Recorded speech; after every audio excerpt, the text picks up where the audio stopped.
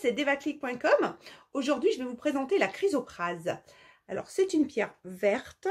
Enfin, ça peut aller du vert clair au vert foncé. Et il y a aussi une deuxième couleur qui peut aller du beige marron au très marron.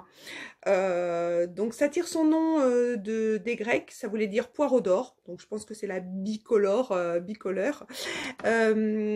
C'est une pierre qui se travaille relativement facilement. Donc on en a fait énormément d'objets de décoration, beaucoup de bijoux. Alors en plus c'est très très joli, hein. Des sceaux, des bijoux, et dans les civilisations très très anciennes, hein. Voilà, d'ailleurs à ce propos, sachez que Alexandre le Grand, il avait une petite amulette comme ça en chrysoprase. Et puis il s'en servait, ça lui donnait une sorte de don de clairvoyance pour savoir comment agir militairement dans ses batailles et pour gagner donc tous ces combats militaires. Et figurez-vous qu'il l'a perdu dans une rivière. Il l'a fait chercher, personne ne l'a retrouvé. Et c'est à partir de ce moment-là qu'il aurait perdu toutes ses batailles. Bon, vrai, pas vrai, ça fait partie de la légende, en tout cas de la chrysoprase.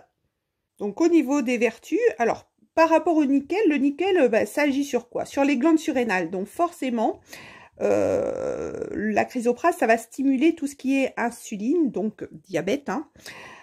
Ça va aussi freiner l'adrénaline, donc ça va agir sur la tension, hein, voilà, ça va réguler.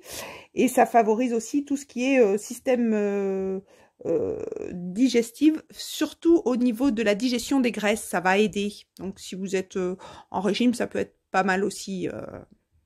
Alors pour moi la chrysoprase, c'est un symbole aussi de printemps. Ça représente vraiment, s'il y avait une pierre qui représenterait le printemps, ce serait celle-ci. C'est le renouveau, le changement. Alors pas le changement de situation, mais plutôt le changement de soi-même. C'est-à-dire que si vous êtes en introspection, qu'il y a des choses que vous voulez plus faire et ou au contraire devenir d'autres choses, je vous conseillerais plutôt cette pierre. Ça vous donnera la confiance en vous, la confiance de vouloir changer certaines choses de vous, de